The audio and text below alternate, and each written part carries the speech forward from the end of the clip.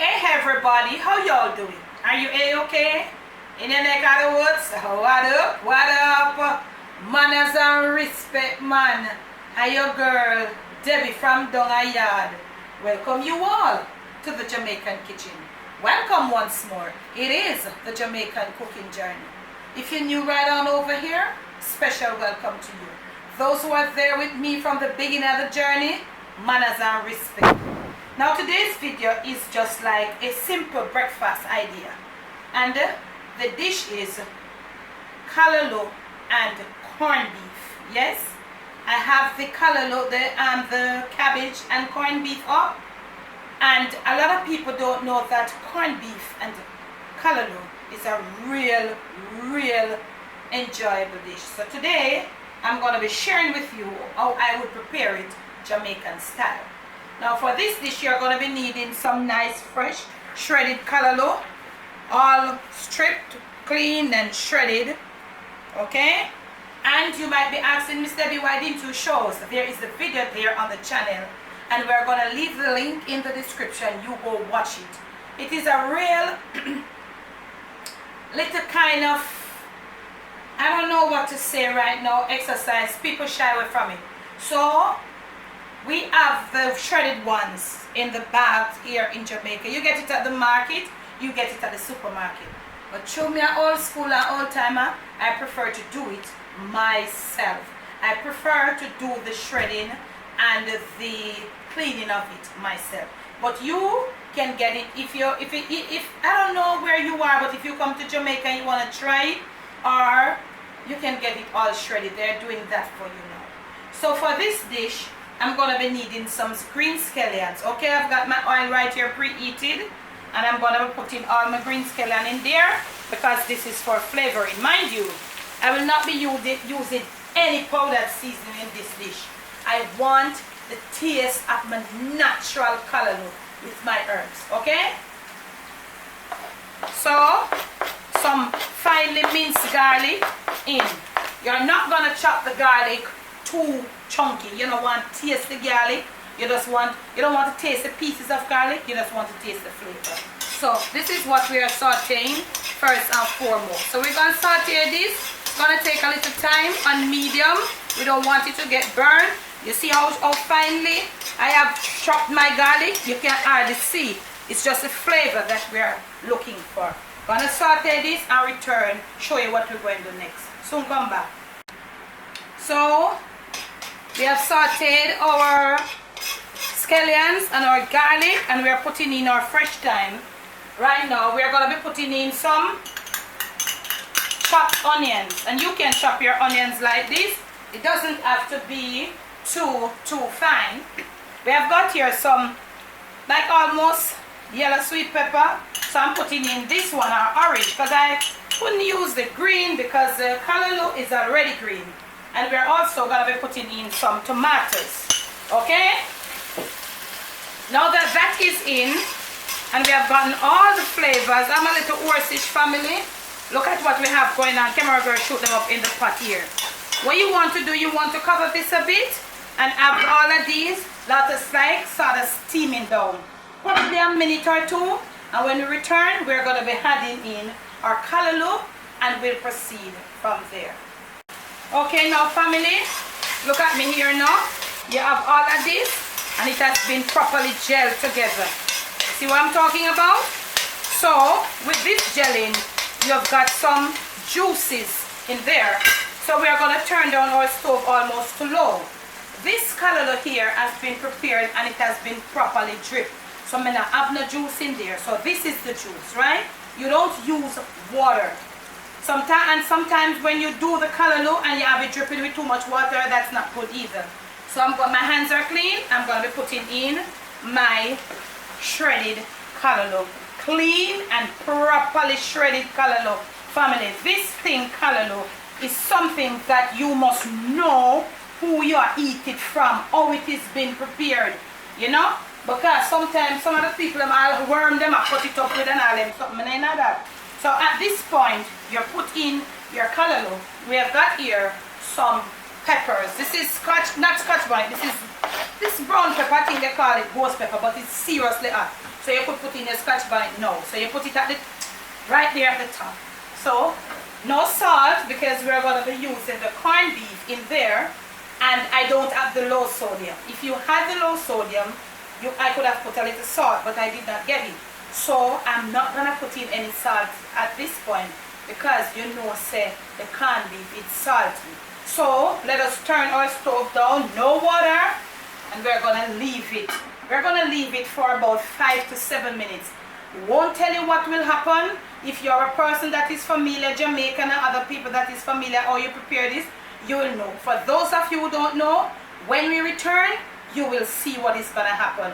No water, it's in there, properly covered, on the low. 5 to 7 minutes time, we will return. Our corned beef will be ready, and you'll see we are going to proceed from there. Must soon come. Okay, now we are back, and we have our corned beef. We washed our tin, removed our label.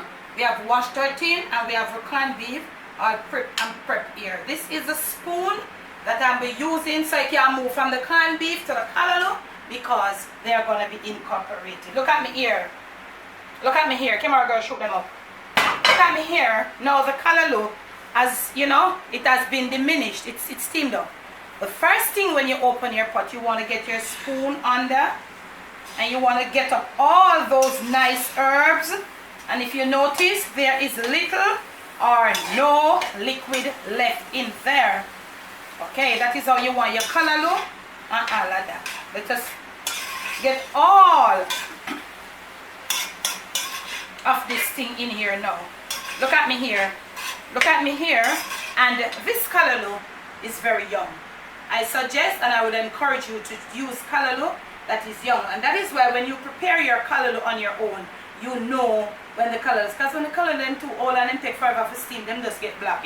Not choose none of my age. Okay, family? Look at me here. Look at this, how pretty it is, okay? And you could also have a little shredded carrot in here and also some okra.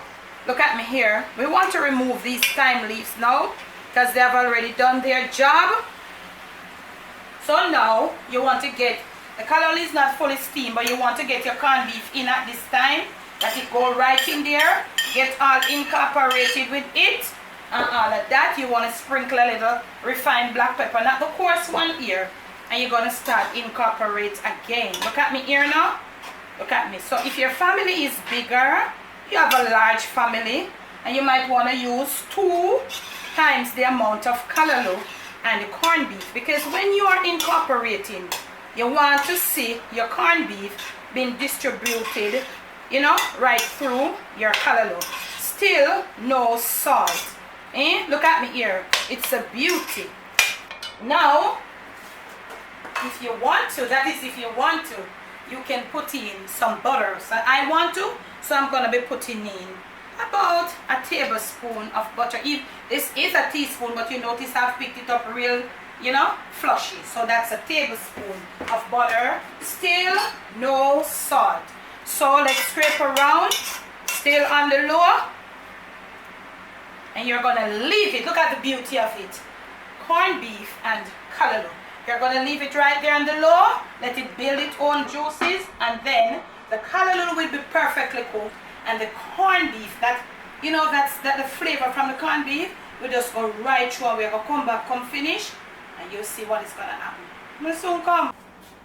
Okay, now family, we are back. And this is your calaloo. You must have not too much liquid, but your calaloo must be moist. You don't want to all dry out calaloo, you know, dry, and you know, must have a little moisture. We're not through. We're going to be tasting now for salt perfection, depending on your, you know, salt intake. And I could take a little bit because, you know, the corned beef, and yes, it is spicy. If you can take the spice, the more spicier, the more you'll enjoy calaloo. Calaloo is really nice when it's done spicy. Let us go incorporate this little salt. We'll give it another 2 or 3 minutes, and when we return, we'll be plating. And I know some of you are going to say, so Miss Debbie, what will we plate this with? What will we eat this with? I'm sorry. When we return, it will be plated for you, and you'll see what, you're going to see what I'm going to be plating it with to share with you, that you can have a nice Sunday breakfast. Must soon come. Okay, now family, we are back and we have dished up some for you. From my kitchen to yours, from my Jamaican kitchen to your family table, to your plate, and most of all to your Sunday morning breakfast table. It is Calaloo and corned beef done my Jamaican way. I've served it up for you with some roasted fried breadfruit and 2 slices of, you all call it avocado. In Jamaica we say pear.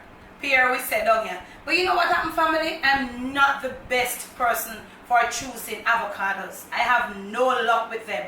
No matter how pretty they are, when I come, something is always wrong. But that is what we call it down here, pear. So the video also is there showing you how to roast your breadfruit on your stove top, showing you how to clean your calaloo. The video is also there showing you how to fry your breadfruit after you've roasted it successfully. So everything is there for you. Once more, from my kitchen to yours, enjoy. Make this your Sunday morning breakfast, or if you're having it for dinner, some white rice and some veggies, okay? Please do enjoy. If you have liked this video, remember to give it a thumbs up. Make sure you're subscribed and you stay subscribed to the Jamaican cooking journey. Great things, great things, massive things are coming. Make sure you're subscribed. Make sure when you subscribe you hit the notification bell.